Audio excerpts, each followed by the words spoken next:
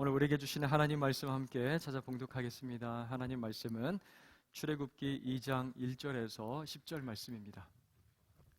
제가 가지고 있는 성경 구약 82페이지에 있습니다. 우리에게 주신 하나님 말씀 출애굽기 2장 1절로 10절 말씀 봉독하겠습니다.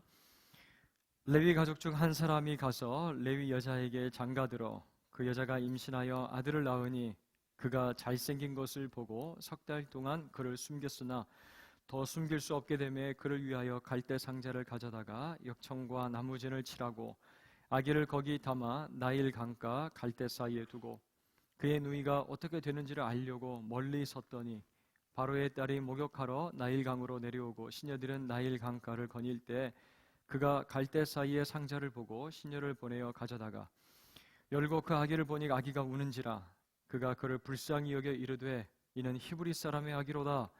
그의 누이가 바로의 딸에게 이르되 내가 가서 당신을 위하여 히브리 여인 중에서 유모를 불러다가 이 아기에게 젖을 먹이게 하리이까. 바로의 딸이 그에게 이르되 가라 하매 그 소녀가 가서 그 아기의 어머니를 불러오니 바로의 딸이 그에게 이르되 이 아기를 데려다가 나를 위하여 젖을 먹이라. 내가 그 삭슬 주리라. 여인이 아기를 데려다가 젖을 먹이더니 그 아기가 자라매 바로의 딸에게로 데려가니 그가 그의 아들이 되니라. 그가 그의 이름을 모세라 하여 이르되 이는 내가 그를 물에서 건져내었음이라 하였더라. 아멘. 여러분, 사람이 물에 빠지면 안간힘을 다해서 살려고 그 몸부림을 치기 때문에 자기가 가지고 있는 힘의 그 3, 4배를 더 쓴다고 합니다. 때문에 익숙한 구조원이 아니면 함부로 이 물에 뛰어드는 게 여간해서 쉽지 않다라고 합니다. 하지만 잘 훈련되고 또 인명을 구조하는 방법을 알고 있다면 1분 1초가 아깝죠. 사람의 생명과 직결되어 있기 때문에 바로 물에 뛰어든다라고 합니다. 1년에 익사사고가 한 수천 건 발생을 한다고 그래요. 그렇지만 사망자는 한 200명에서 300명 정도가 된다고 합니다. 왜냐하면 물에 빠졌을 때 누군가 곁에서 지켜보고 있고 또 그렇게 물에 빠진 사람을 건져낼 수 있는 도움을 줄 수 있는 전문가가 그 곁에 서 있기 때문에 그렇다고 합니다. 그 사람들 우리가 뭐라고 부르죠? 생명 지킴이, 영어로 라이프가드라고 그렇게 부릅니다. 라이프가드라고요. 제가 예전에 봤던 영화 중에 기억에 남는 제목이 하나가 있는데 바로 영화 제목이 가디언입니다. 바다에 조난당한 사람이나 또 배가 있으면 물불 가리지 않고 헬리콥터 타고 거기로 날아가서 사람들을 구해내는, 구조하는 그런 내용이었는데요. 이 주인공이 온갖 희생을 다 감수를 하면서 사람들을 구조를 합니다. 하지만 한계 상황이 있잖아요. 도저히 구할 수 없는 그런 사람들이 있는데 그 사람들을 자꾸 이제 기억을 하면서 트라우마에 사로잡히는 겁니다. 도저히 이 일을 더 이상 할 수 없다라는 생각이 들어서 이제 주인공이 사직서를 제출하게 돼요. 그때 자기가 가르친 그 훈련생이 이렇게 물어봅니다. 교관님께서 지금까지 구해낸 사람들이 도대체 몇 명이나 됩니까? 22명이야. 그리고 잠깐의 침묵이 흐르고 이렇게 이야기를 합니다. 그 22명은 내가 구하지 못한 사람들의 숫자야 라고요. 주인공이 정확하게 기억하고 있는 숫자는요, 자기가 구해낸 사람들의 숫자가 아니라 자기가 살리지 못한, 구하지 못한 사람들의 숫자를 정확하게 기억을 하고 있었던 거예요. 그리고 마지막 장면에서 자신을 희생하면서 사람을 구하기 위해서 다시 바다로 뛰어 들어가는, 바다로 떨어지고 있는 주인공의 모습과 함께 이러한 나레이션이 흘러나옵니다. 바다 밑에 사는 남자의 전설이 있다. 그는 사람을 낚는 어부이다. 남겨진 자들에게 마지막 희망. 그는 가이디언이라고 불리운다. 라고요. 제가 이 영화를 언제 봤냐면요. 신학교 다닐 때 봤습니다. 이걸 신학교 때 보고 나서 얼마나 감명을 제가 받았는지. 이제 세상 속으로 내가 무조건 뛰어들어간다. 내 목숨 아끼지 않고 저 거친 파도와 같은 세상을 향하여 뛰어들어가겠다. 그렇게 마지막 장면에서 바다로 뛰어들어가고 있는 모습 마치 예수님처럼 보이고 그런 예수님처럼 사명 감당하는 이제 목회자가 돼야 되겠다 마음 가운데 막 결단도 하고 그랬습니다. 오늘 말씀을 준비를 하는데요, 이 영화가 딱 생각이 나면서 오늘 말씀의 제목이 또 함께 딱 떠올랐습니다. 여러분도 어떻게 생각하실지는 모르겠는데요, 설교 제목 정하는 게 여간해서 쉬운 일이 아니에요. 한 주간 내내 고민합니다.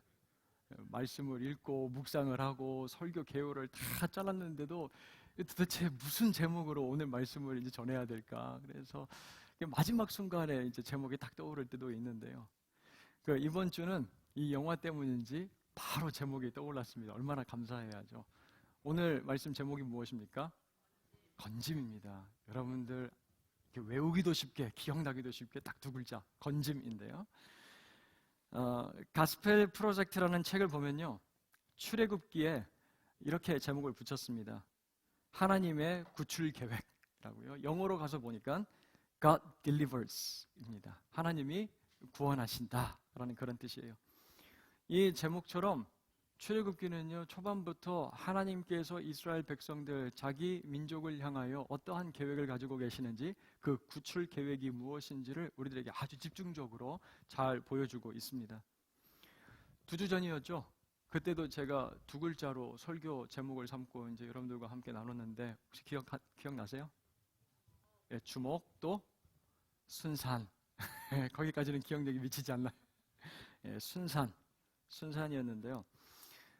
본문이었던 우리 출애굽기 1장, 우리는요 아주 실력이 좋은 영적인 라이프 가드들, 가디언을 만날 수 있었습니다. 왕의 명령을 따르지 않고 왕을 두려워하지 않고 누구를 두려워합니까? 하나님을 두려워했던 히브리 산파들의 이야기였습니다. 그들을 통해서 바로 왕이 계획한 유아 학살의 브레이크가 탁 걸리는 모습을 우리가 볼 수가 있죠. 계속해서 산의 아이들이 태어나기 시작하고요, 1장 20절 말씀을 가서 보니까 이스라엘 백성들이 어떻게 됐다고요? 번성하고 매우 강하여졌다라고 그렇게 기록을 하고 있어요. 하나님께서 자기 손에 붙들고 또 하나님을 두려워해서 하나님께 사용된 도구들, 이 히브리 산파들, 그들은 어머니의 양수에서 그 아이들을 건져낸 영적인 라이프 가드들이었습니다. 라이프 가드들이었어요.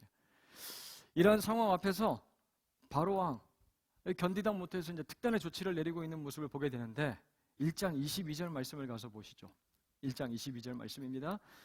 그러므로 바로가 그의 모든 백성에게 명령하여 이르되 아들이 태어나거든 너희는 그를 나일강에 던지고 딸이거든 살려두라 하였더라 라고 되어 있어요. 바로 왕 지금 누구에게 이런 명령을 내리고 있죠? 모든 이집트의 자기 백성들에게 이 명령을 내려요. 모든 이집트 사람들을 불안감을 가지고 선동을 했을 거예요. 이 위기감을 아마 굉장히 고조시켰을 겁니다. 이스라엘, 너희들 옆에서 지금 보고 있잖아. 저 민족이 점점 사내 아이들이 늘어나고 강해지고 그리고 또 능력이 많아지면 우리를 오히려 위협하는 세력이 될지도 몰라. 그 말을 듣고요, 이 두려움과 불안감에 사로잡힌 이집트 백성들, 이 사람들 이성을 잃고 막 날뛰기 시작하는 거예요. 아이 울음이 혹시라도 히브리 가정 가운데서 난다 싶으면 막 뛰어갑니다. 그리고 아이를 가족에게서 빼앗아서 그 아이를 무차별하게 나일강에다가 던져넣는 거예요. 다시 한번 하나님의 계획이 굉장히 심각한 위기에 봉착한 것처럼 보이는 거예요. 여기서 이스라엘 민족의 형성, 그 역사가 멈춰버리고 이집트에서 이제 이 히브리 사람들 계속해서 노예로 살아갈지도 모른다는 이 불안감이 생겨요.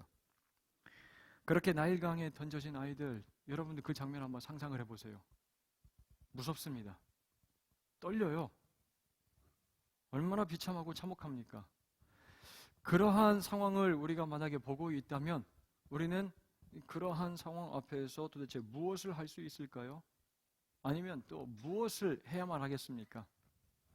제가 어릴 적에 물놀이 갔는데요, 옆에서 동생이 물장구 치면서 재밌게 잘 놀고 있었어요.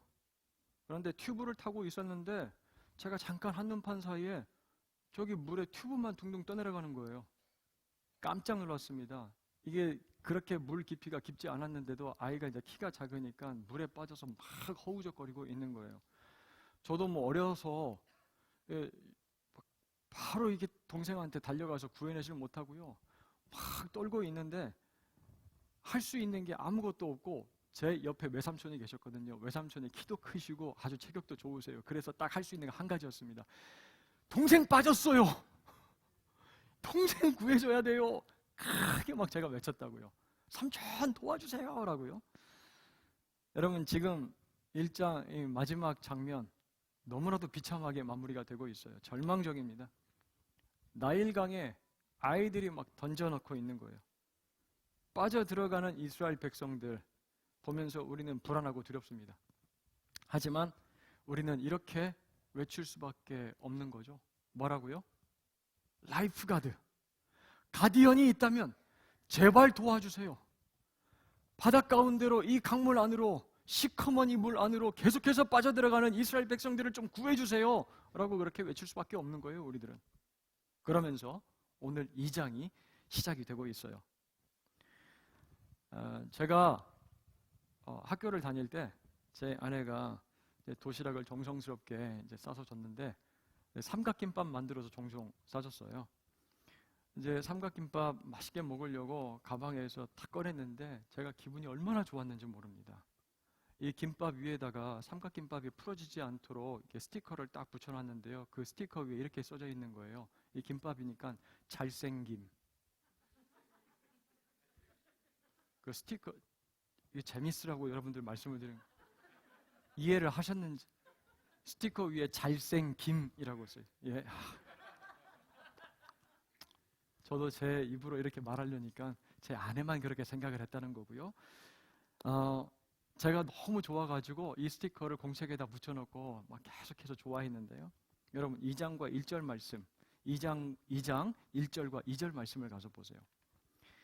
레위 가족 중 한 사람이 가서 레위 여자에게 장가들어, 여기서부터는 함께 읽겠습니다. 그 여자가 임신하여 아들을 낳으니 보고 석 달 동안 그를 숨겼으나, 여러분 하나님께서 나중에 이 레위인들을 어떻게 하죠? 자기의 소유로, 예배를 위해서, 제사를 위해서 구별하시죠. 자기의 소유로 삼습니다. 그 가정에 지금 한 아이가 태어난 거예요. 그 아이가 태어나면서 얼굴에다가 딱 스티커 한 장을 붙이고 태어났는데 어떤 스티커예요? 잘생김. 잘생긴 스티커를 딱 붙이고 태어납니다. 여기서 이 잘생김이라는 단어를 예전 성경을 찾아보니까 이렇게 해석을 해놨더라고요.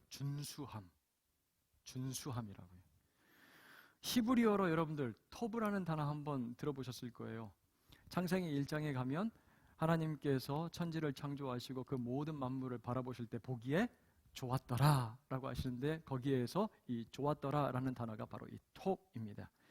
영어 성경은 이 좋았더라를 잘생겼다라는 단어를 fine이라고 해석을 해놓았어요. 마치 하나님께서 태어날 때부터 이 아이는 나의 거야 라고 탁 택해서 구별해 놓은 것처럼 그 아이가 부모들 얼굴에, 부모들 눈에 보여졌다라는 거예요. 자, 이 아이의 어머니 요게벳, 뭔가 다른 느낌을 받은 것 같아요. 이미 두 아이를 키우고 있는 엄마죠. 누구입니까? 아론과 미리암이에요. 그런데 이 누뚱이로 낳은 이 아이를 바라보는데요, 그냥 이 잘생기기만 한 게 아니에요. 아이가 까르르 웃기도 하고 엄마가 뭐라고 얘기를 하는데 알아듣는 것처럼 눈도 깜빡이고, 그리고 옹알이도 하는 거예요. 아이가 너무 청명하게 보이는 거예요. 다들 마찬가지겠지만 이제 막 태어난 이 너무 잘생긴 아이를 그냥 저 나일강에다가 던져 넣어야 된다는 생각을 하니까 마음이 무너져 내리는 거예요. 너무 아까운 거예요. 마치 하나님께서 주신 너무나도 특별한 선물처럼 이 아이가 자꾸 눈에 들어와요. 만약 키우다가 적발이 되면 어떻습니까? 온 가족이 다 몰살당할 위험이 찾아올 수도 있어요. 하지만 그런 위험을 무릅쓰고요, 석 달이라는 시간을 숨기는 모습을 보게 돼요. 자, 히브리서 11장 23절을 가서 보면요, 이렇게 언급을 하고 있어요. 믿음으로 모세가 낳았을 때 그 부모가 아름다운 아이임을 보고 석 달 동안 숨겨 왕의 명령을 무서워하지 아니하였으며 라고 되어 있습니다. 왕의 명령을 무서워하지 않고 이 아이를 어떻게 해서든 한번 지켜보고 살리기 위해서 석 달 동안 키운 거예요. 하지만 오늘 3절 말씀 보니까 어떻게 시작하고 있어요? 이제 더 이상 숨길 수 없게 된 거예요. 더 이상 숨길 수 없게 되었어요. 자, 이러다가는 정말 큰일 날 것 같습니다.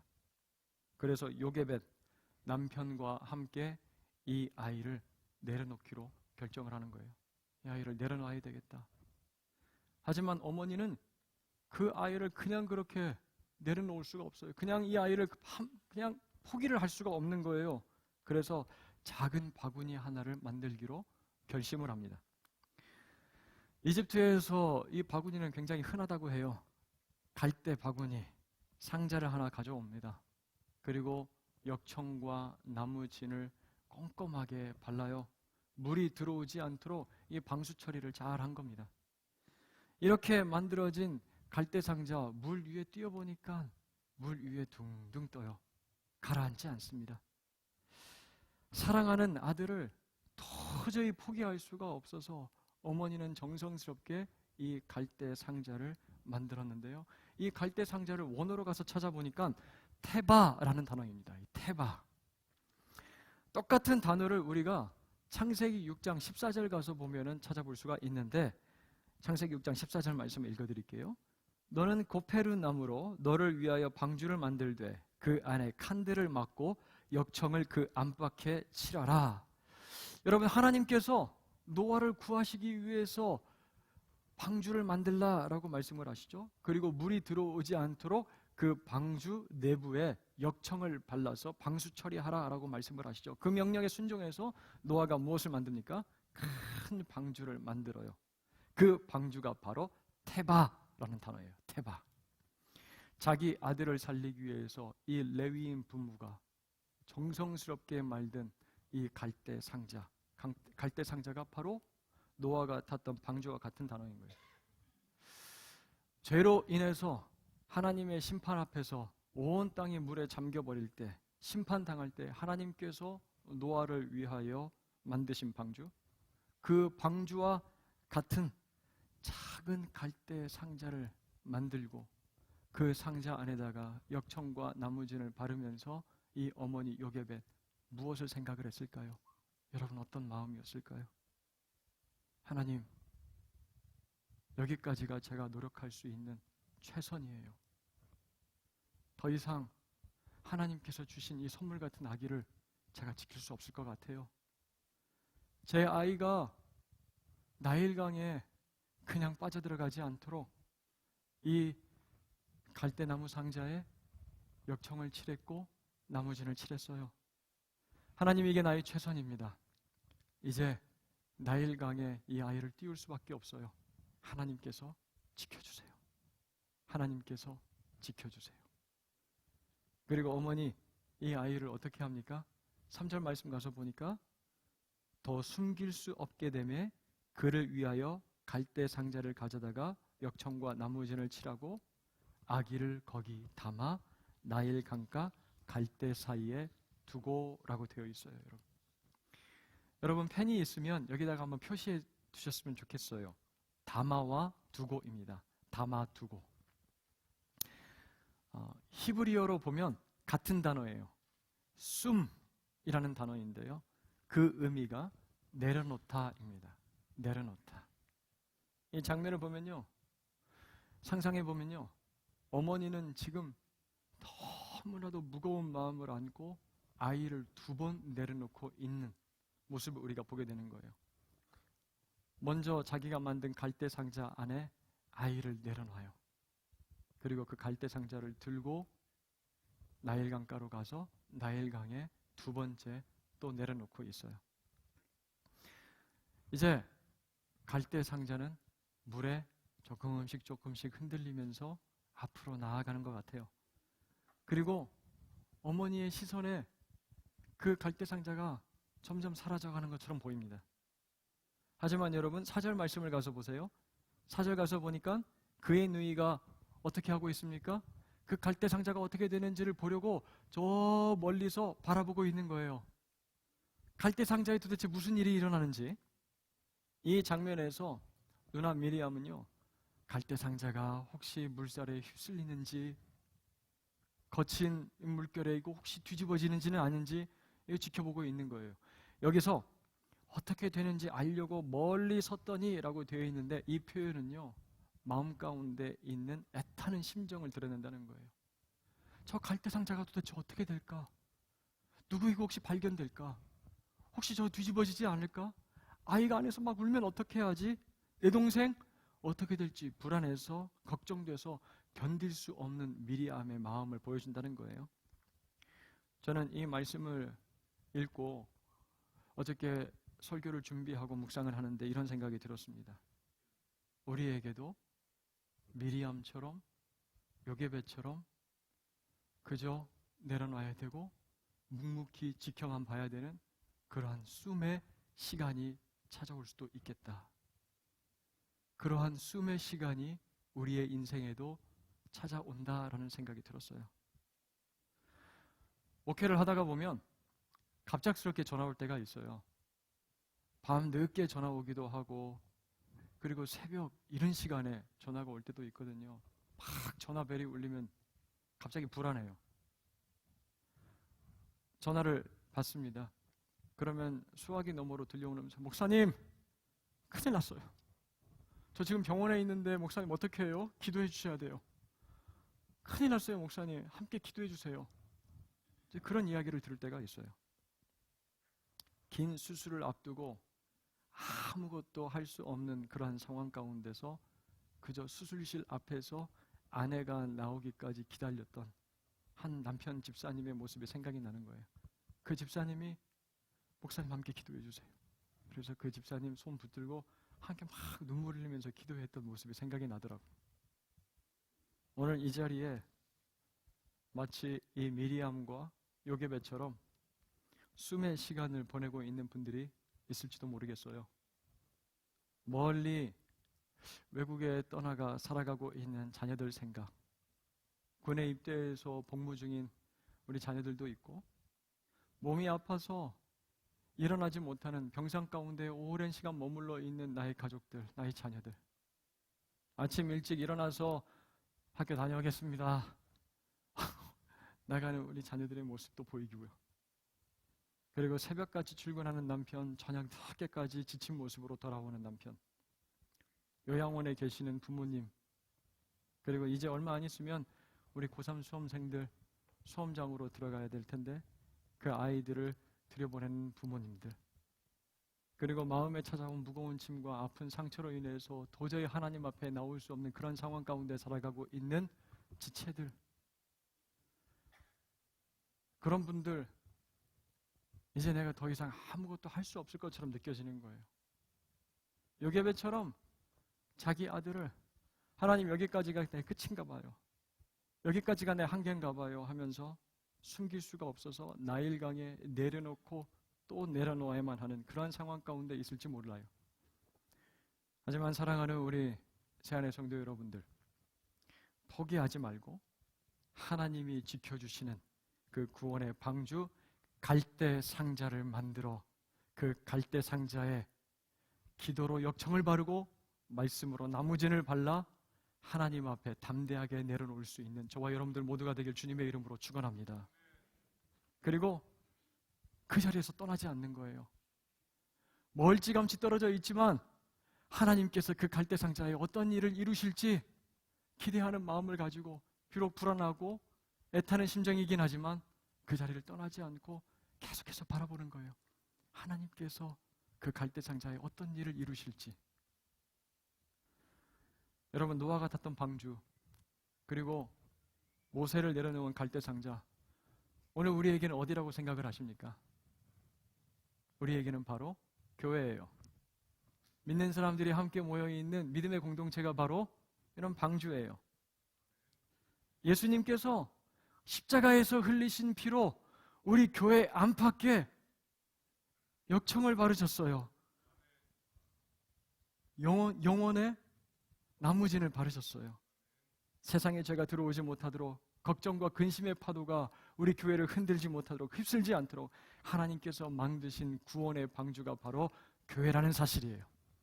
사랑하는 우리 세안의 믿음의 지체 여러분, 우리 세안이라는 이 믿음의 방주에서 여러분 한 사람 한 사람 기도로 역청을 바르고 그리고 남무진을 치러서 세상을 향하여 담대하게 나아갈 수 있게 되기를 주님의 이름으로 축원합니다.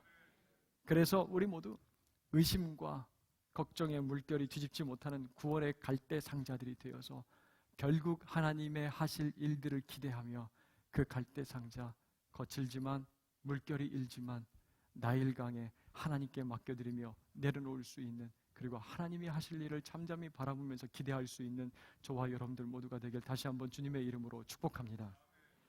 이제 갈대 상자 물결에 흘러가요. 아마 물결이 어머니가 이렇게 흔들어주는 것처럼 아이에게 편안했는지 그 안에서 울지도 않아요. 그러다가 갈대 사이에서 이 상자가 딱 멈춥니다. 그리고 여러분 5절 말씀을 가서 보세요. 그 상자를 누가 발견합니까? 바로의 딸이 목욕하려고 나일강에 내려갔다가 그 갈대 상자를 발견해요. 시녀를 시켜서 그 갈대 상자 가져오라고. 그리고 여러분 6절 말씀을 함께 보도록 하겠습니다. 6절 말씀이에요. 제가 읽겠습니다. 열고 그 아기를 보니 아기가 우는지라 그가 그를 불쌍히 여겨 이르되 이는 히브리 사람의 아기로다 라고 되어 있어요. 뚜껑을 열고요, 그 안을 이렇게 들여다봤는데 아이와 눈이 마주치자마자 아이가 막 울기 시작하는 거예요. 막 울어요. 그때 이 바로의 딸이 하는 말이 무엇입니까? 이는 히브리 사람의 아기로다 라고 해요. 이는 히브리 사람의 아기로다. 여러분 1장 22절 말씀을 다시 한번 기억해 보세요. 바로 왕이 어떠한 명령을 내렸습니까? 히브리 사내 아이 발견하면 무조건 나일강에다 집어 던지라고요. 멀리서 지켜보던 이 미리암, 바로의 딸의 그 갈대 상자가 발견이 되고 열었을 때 그 안에서 자기 동생이 막 응애 막 울기 시작해요. 그때 이 미리암의 마음이 어땠을까? 끝장났구나. 이제 여기서 다 끝이구나. 아무리 이집트 공주라고 해도요, 바로의 명령을 어길 수 없는 거예요. 그런데 바로의 딸이 갈대 상자를 발견하고 열자마자 아이가 막 크게 울고 있어요. 이 아이를 향해서 이 바로의 딸이 어떠한 보이스 톤으로 이야기를 해야 맞는 걸까요, 여러분? 뭐라고 이야기를 해야 될까요, 여러분? 이는! 어저께 되게 많이 연습했는데 제대로 안 돼요, 이게 한 번도. 이는 히브리인의 아기로다. 어디서 이런 게 떠내려와서 당장 강에다 집어 던져라. 막 이렇게 얘기를 해야 맞는 거 아닐까요, 여러분? 그런데 이상하죠. 그 아이를 보자마자 이 바로 왕의 딸의 마음 가운데 뭐가 찾아왔다고요? 이 아이를 불쌍히 여기는 마음이 찾아온 거예요. 왜 그렇게 측은한지 모르겠어요. 갈대 상자 안에서 막 이 아이가 울고 있는데 너무 안쓰러운 거예요. 그러한 마음으로 하는 말. 이 아이, 히브리 사람 아기네? 왜 이렇게 이뻐? 히브리 사람 아기네. 그 모습을 지켜보고 있던 미리암, 너무 지혜롭게 이 바로의 딸에게 바로 달려갑니다. 그리고 이렇게 이야기를 하죠. 히브리 여인 중에 유모를 불러다가 이 아이에게 젖을 먹이게 할까요? 그렇게 불려온 사람이 바로 이 아이의 어머니 누구예요? 요게벳이에요, 여러분. 그리고 9절 말씀을 가서 보세요. 바로의 딸이 그에게 이르되 이 아기를 데려다가 나를 위하여 젖을 먹이라. 내가 그 삭슬 주리라. 여인이 아기를 데려다가 젖을 먹이다니. 바로의 딸, 이 아이를 돌보는 것도 좋은데, 그리고 젖을 먹이는 것도 너무 좋은데 그렇게 키울 수 있는 값까지도 치러주겠다라고 그러는 거예요. 요게벳, 자기 품에 다시 자기 아들을 안아보는 거예요. 눈을 맞추는 거예요. 믿을 수 없어요. 방금 전까지만 해도 이 아이의 생명이 어떻게 될지 몰라서 그냥 나일강에다가 내려놓은 거거든요. 이 아이의 미래가 어떻게 될지 모르고 그냥 내려놨어요. 하나님께 그냥 맡겨만 드리고요. 두려움과 슬픔에 잠겨서 갈대 상자를 물 위에 내려놨습니다. 그런데 이 아이가요, 기적과 같이 다시 자기에게로 돌아온 거예요. 자기 품에 이 아이가 안겨 있는 거예요, 지금. 그리고 그 아이를 키울 수 있는 상황도 열리게 됐어요, 여러분. 그렇게 젖을 떼고 자란 아이를 이제 바로의 딸에게 데려갑니다. 그때까지 아마 이 아이에게는 이름이 붙여지지 않았던 것 같아요. 이 아이를 향해서 바로의 딸이 뭐라고 부르고 있습니까? 10절 말씀 우리가 함께 읽어볼까요? 10절입니다. 시작. 그 아기가 자라매 바로의 딸에게로 데려가니 그가 그의 이름을 모세라 하여 이르되 이는 내가 그를 물에서 건져내었음이라 하였더라. 이 아기의 이름이 뭐라고요? 모세. 모세입니다. 그런데 여러분, 누가 이 이름을 짓고 있어요? 바로의 딸이 짓고 있어요. 그런데요, 저에게는 이 대목, 내가 그를 물에서 건져내었음이라. 내가 그를 물에서 건져내었음이라. 이 말이요, 이 대목이 저에게는 계속 하나님의 음성으로 들리는 거예요. 하나님의 음성으로 들렸어요. 우리가 읽은 이 2장 1절에서부터 10절 말씀 아무리 눈 씻고 찾아봐도요, 하나님의 이름을 한 번도 우리가 발견할 수가 없어요. 하나님은 나타나질 않아요. 그런데 몇 번이고 말씀을 읽고 또 읽고 반복해서 묵상을 하는데요, 이 대목, 이 음성이 하나님의 음성으로 제 귀에 들리는 거예요. 이스라엘 남자아이를 죽이려고 했던 바로의 딸, 그의 눈에 들어온 이 히브리 아기를 불쌍히 여기는 마음을 주신 하나님이 보이고요. 그리고 그곳으로 갈대 상자를 띄워 인도하신 하나님의 손길이 보이기 시작하고요.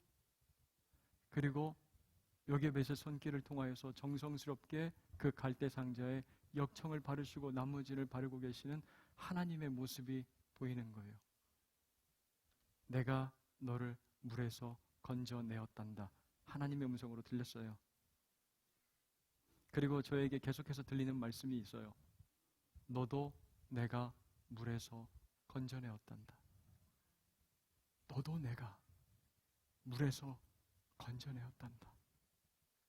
내가 너를 너무 사랑해서 나의 아들 독생자 예수 너에게 아낌없이 내어주고 그 사랑으로 내가 너를 죄의 물에서 건져내었단다. 어젯밤 말씀을 준비를 하는데요, 우리 예수님의 음성이 저에게 계속해서 이렇게 들려오는 것처럼 느껴졌어요. 강천아, 너의 이름도 모세란다. 내가 너를 물에서 건져내었단다. 매주 토요일 밤마다 말씀 준비하느라고 힘들지? 내가 건져줄게. 그래서 그 영화 생각도 나고 건짐이라는 단어 딱 나왔잖아요.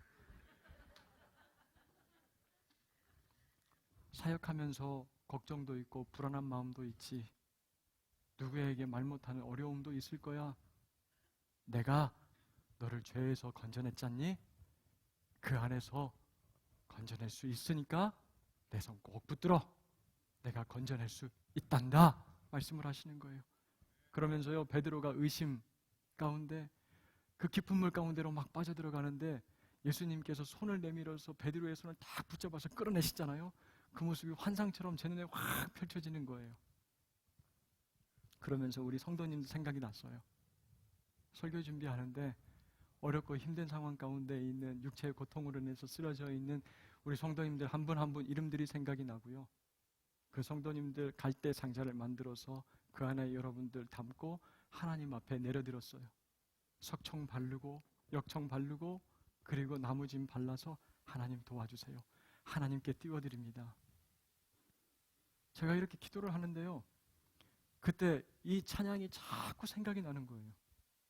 요게벳의 노래. 이 찬양이 계속 제게 묵상이 되고 생각이 나서 여러분들과 꼭 함께 나누고 싶다는 생각이 들었어요.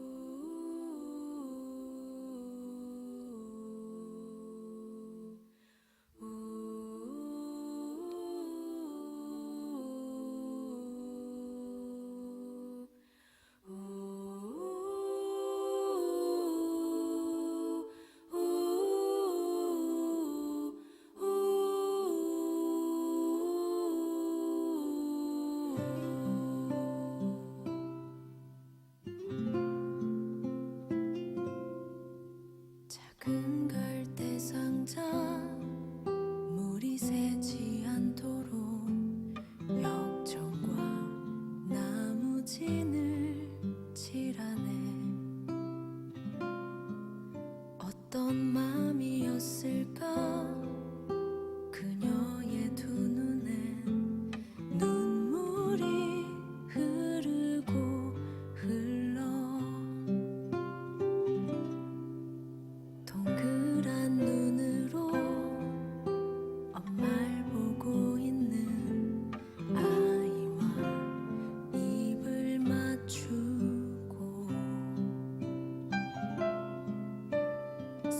상자를 덮고 가까이에 띄우며 간절히 기도했겠지.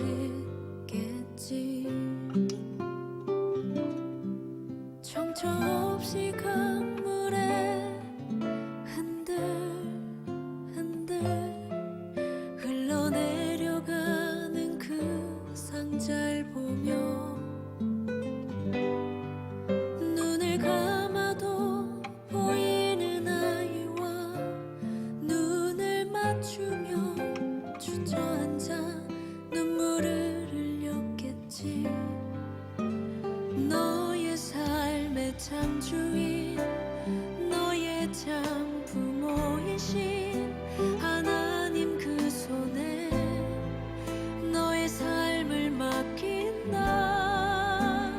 너의 삶의 참 주인, 너를 이끄시는 주 하나님 그 손에 너의 삶을 드린다.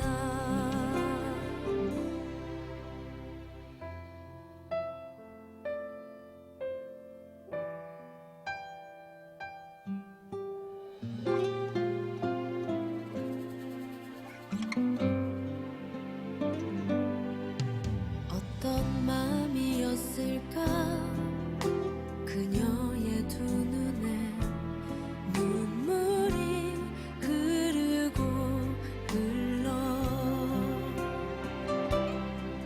정처 없이 강물에 흔들흔들 흘러내려가는 그 상자를 보며 눈을 감아도 보이는 아이와 눈을 맞추며 주저앉아 눈물을 흘렸겠지. 너의 삶의 참 주인, 너의 참 부모이신 하나님 그 손에 너의 삶을 맡긴다. 너의 삶의 참 주인, 너를 이끄시는 주 하나님 그 손에 너의 삶을 드린다. 그가 널 구원하시리. 그가 널 이끄시리라. 그가 널 사용하시리. 그가 너를 인도하시리.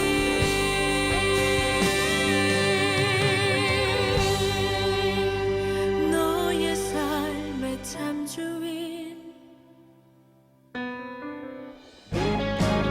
너의 삶의 참 주인, 너의 참 부모이신 하나님 그 손에 너의 삶을 맡긴다. 너의 삶의 참 주인, 너를 이끄시는 주 하나님 그 손에 너의 삶을 드린다. 너의 삶의 참 주인, 너의 참 부모이신 하나님 그 손에 너의 삶을 맡긴다. 너의 삶의 참 주인, 너를 이끄시는 주 하나님 그 손에 너의 삶을 드린다. 어떤 마음이었을까 그녀의 두 눈엔 눈물이 흐르고 흘러.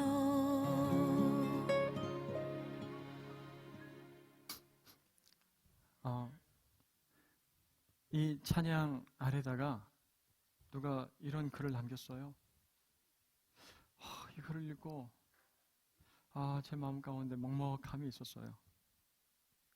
아빠를 그리고 1년 전 엄마마저 모두 하늘나라에 데려가신 하나님, 형제 하나 없이 세상에 홀로 남겨져서 괴로워하고 슬피 울고 있다가 이 영상을 보게 되었습니다.